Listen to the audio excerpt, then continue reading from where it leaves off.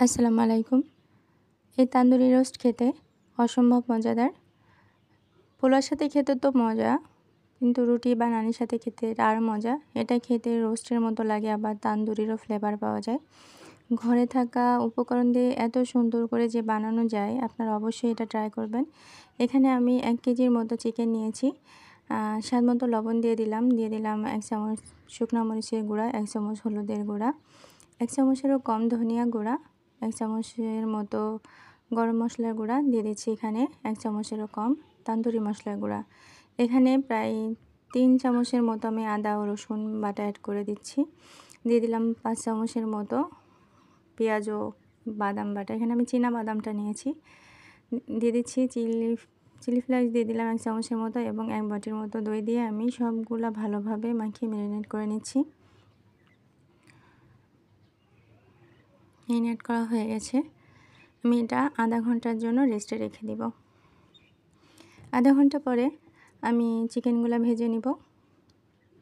এখন সবগুলা চিকেন দিয়ে দিচ্ছি।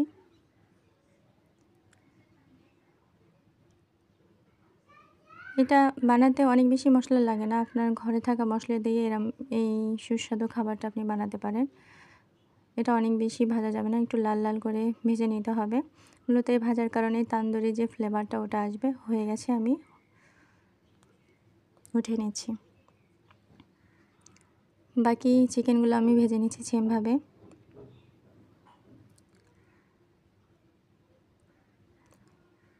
উঠে নিচ্ছি।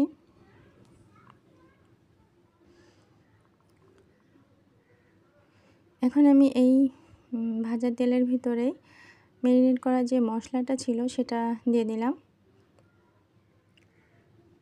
এখন দিয়ে দিব 2টা টমেটো ব্লেন্ড করে নিয়েছিলাম, সেটা ভালোভাবে মশলাটা কষিয়ে নেব।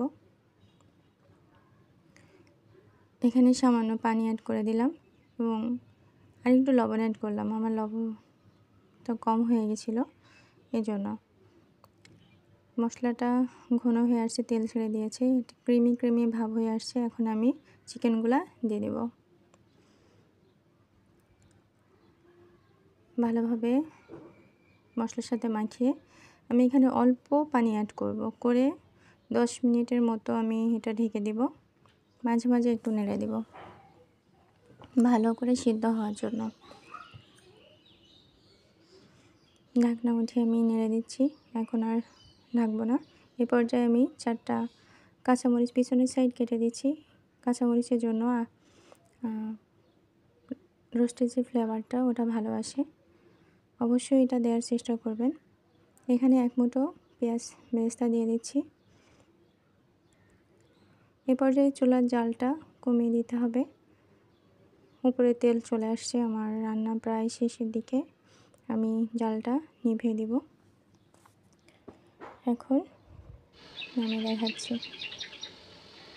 দেখেন দেখতে কতটা লোভনীয় লাগছে। তান্দুরি চিকেন রোস্ট একবার হলেও বানিয়ে দেখবেন, সবাইকে খাওয়াবেন। সবাই এত পছন্দ করবে যে বারবার শুধু এটাই খেতে চাবে। আমার এই রেসিপিটা যদি ভালো লেগে থাকে, ভিডিওটা অবশ্যই শেয়ার করবেন, লাইক, কমেন্টস এবং সাবস্ক্রাইব করে পাশে থাকবেন। আল্লাহ হাফেজ।